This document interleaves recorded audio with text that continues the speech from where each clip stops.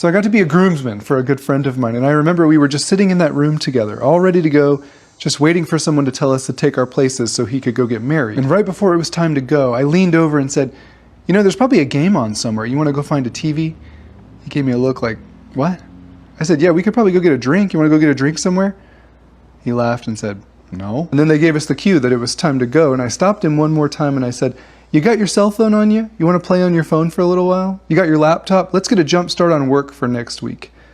And I think at this point he knew me well enough to know what I was doing, and he smiled and said, "I want to go be next to my favorite person in the world." And my advice to him after a decade of my own marriage was this: don't forget that next month. Don't forget that a year from now when the honeymoon phase has worn off. Don't forget that 4 years from now when you have a kid and your whole marriage dynamic changes, usually for the worse at first. Don't forget that when she says she feels hurt because of something you did unintentionally. And don't forget that when she says she wants to see a counselor because she feels neglected and discussions have turned into fights and you're avoiding the issues in your marriage and distracting yourself with work or the game or the bottle. Don't forget it, men. At one time she was the most important person in the world to you. And you chose to make a covenant with her. I know you hate being called out because it goes both ways, right? But let's focus on your way right now. You chose to say, "I promise to love, honor, and cherish you forever, for better or worse." And some of us found out what worse looked like, didn't we? Me too. You want the good news? Most of the time it's more important how you finish than how you started. So finish strong. Keep your perspective. She's still the most important person in your world. Some of you have good marriages that you need to level up to great. Some of you have superficial, shallow marriages that are teetering on the verge of divorce, and you need to step up and learn how to rebuild trust and communicate without criticism or defensiveness. I'm not saying you're the problem. I'm simply asking, are you being part of the solution? Because the solution is practicing humility and consideration and affection again. Quit letting your pride get in the way of actual intimacy with the one that you love. Quit doing marriage the way your daddy did it.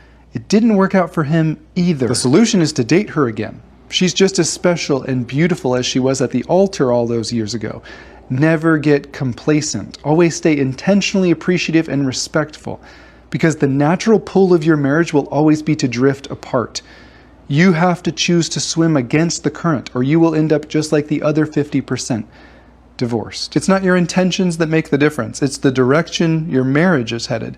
Divorce isn't a mystery, it's an equation. You put in defensiveness and dismissiveness and criticism and contempt and unresolved conflicts and pride and selfishness and ego and silent treatments, you get something.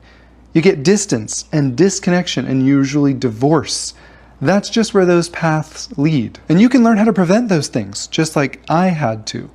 You can learn about her again. You can take an interest in his world, her world, their desires, the way they feel loved the most, their stressors. The Bible says carry each other's burdens. Christians, how are you supposed to carry their burdens when you don't even know what they are? It's your choice, husbands. I'm not saying she doesn't have work to do. I'm saying most of the time you have a wife who loves you and wants a healthy, mature, intimate relationship with you. If she's willing to do the work to get that, are you? We can be intentional about being affectionate and considerate and selfless and vulnerable again.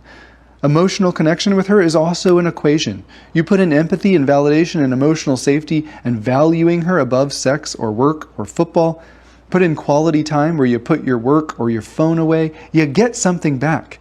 You get her or you get him, the most important person in your world. I chose to move towards my wife and start over completely.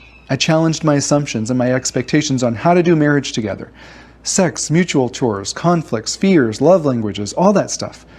And it was embarrassing going to counseling and learning about how much I didn't know about how much I was unintentionally hurting this marriage. I had to learn what vulnerability and empathy and intimacy actually were. But on the other side, I'm just telling you, everything you want out of marriage is found in everything you think is stupid. You can keep thinking intimacy is dumb, but that has a destination. I know where it leads. Do you?